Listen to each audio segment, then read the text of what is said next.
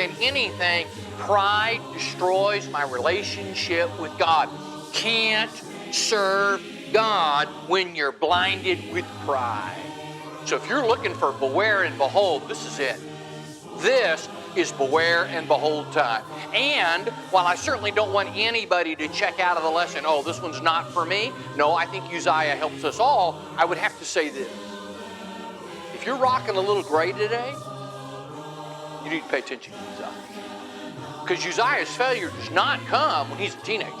Uzziah's failure is not the problem of peer pressure and all the things that go with that we have youth lectures for and that we talk to our young people all about. His problem comes when he is old. He fails to beware and behold, and as a result, he does not finish strong. I guess you could say it would have been better if Jacob had never struggled, never fallen, never resisted. It would have been better, but that's not what happened. What happened is that he made mistakes. He sinned, he wrestled with God. And God used him anyway. Because God is known in the Old Testament. You help me here. God is the God of Abraham, Isaac, and Jacob. He is willing and ready to be called the God of Abraham, Isaac, and Jacob. God will help us work through our occasional and even frequent failings and sins so we can be his person and live within his purpose. For the first 40 years of his life, Moses was somebody. For the second 40 years of his life, Moses was nobody.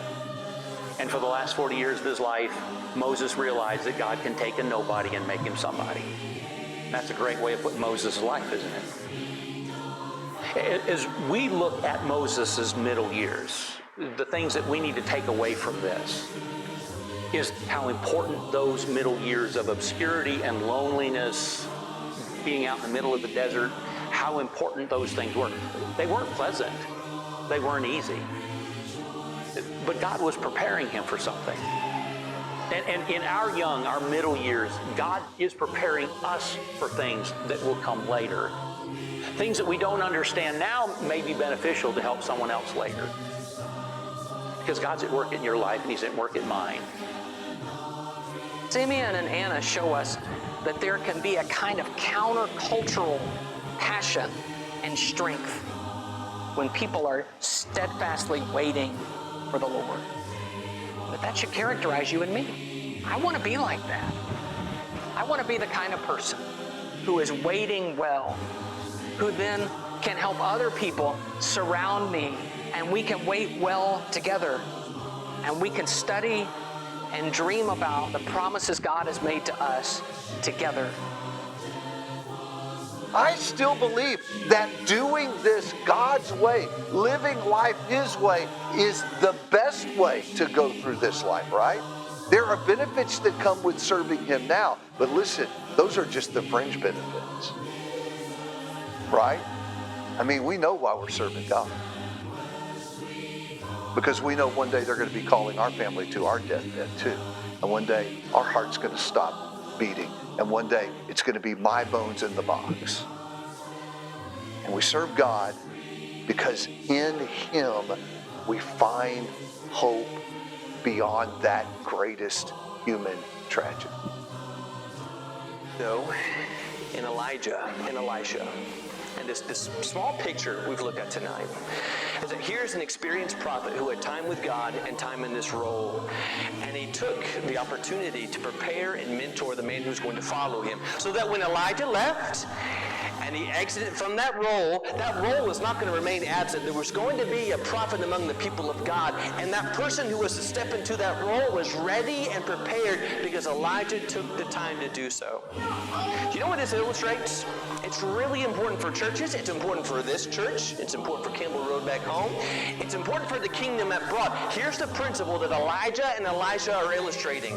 That legacy does not happen by accident. It is the product of preparation. It doesn't just happen that someone is ready to step into that role and they step in with confidence and strength. That is the work of preparation. If all else is told in the story, held true. Manasseh came back to God. And I've thought about it. I think I'll just fall on my face and say, why would you save any of us? Because here's the truth. If he can't save Manasseh, he can't save me. He can't save you. There is no big little sin, the standpoint of sin separating us from God. And though I may not have done as terrible of things that we read about Manasseh, I've done enough. And I have sinned against God, and I ought to die for it.